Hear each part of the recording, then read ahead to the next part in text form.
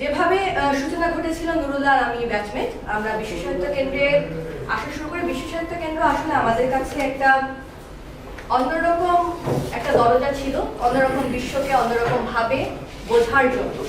ওখানে আমি কলেজ কর্মসূচিতে জয়েন করি 98 সালে, আমার এসএসসি 98।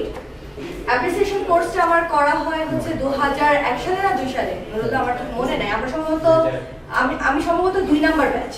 ফিল্ম নিয়ে তখন আমরা প্রচুর গল্প পড়ি, প্রচুর গল্প।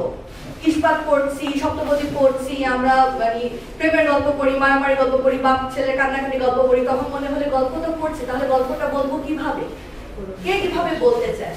তখন যেটা হয় কাঁচা বয়সে, তখন প্রথমেই মাথায় আসে যদি সিনেমায় বলা যেত তাহলে কেমন লাগতো। সেই স্বপ্ন থেকে সেই ফিল্ম অ্যাপ্রিসিয়েশন কোর্সটা কি আমাদের হাতের মুঠোয় ছিল?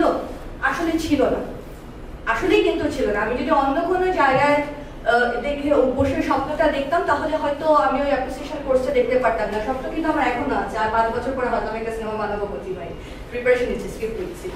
তো এই যে সুন্দর একটা সুযোগ তৈরি করে দেওয়া, তখন থেকে এখন পর্যন্ত, মানে 2002 সালের কথা যদি আমি বলি, এটা 2025 সাল চলছে।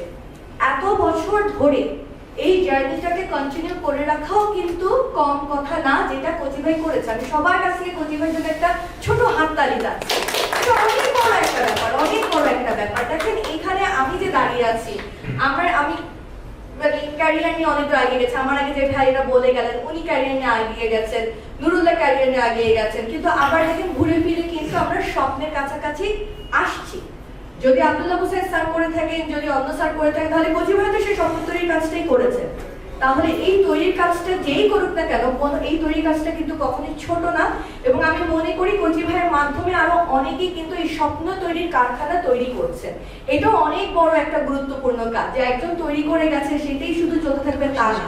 হয়তো পেছন পেছন আরো কেউ থাকবে, নুরুল্লাহ থাকবে, বা এখানে যারা আছেন আমি অনেককে ফেসকে দেখতে পাচ্ছি, তারা হয়তো পরবর্তীকালে আরো নতুন কোনো জায়গা নিয়ে আসবে, যেখান থেকে আমাদের মতো মানুষ যারা সেই লালবাগ শেখ সাহেব বাজার থেকে পায়ে হেঁটে বিশ্ব সাহিত্য কেন্দ্রে আসলো শুধুমাত্র একটা বই পড়ার জন্য, একটা ফিল্ম দেখার জন্য, বা ফিল্ম কিভাবে বানাতে হয় সেটা শেখার জন্য, সেই হেঁটে আসা মানুষগুলোর জন্য এখনো মনে হয় কেউ না কেউ এই স্বপ্ন তৈরির কারখানাটা করবে।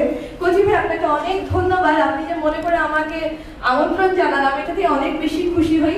আশা করি আপনার এই স্বপ্ন যাত্রায় কোনো না কোনো ভাবে তো সংযুক্ত আছি, ভবিষ্যতে আরো প্রবল ভাবে সংযুক্ত হব। ধন্যবাদ।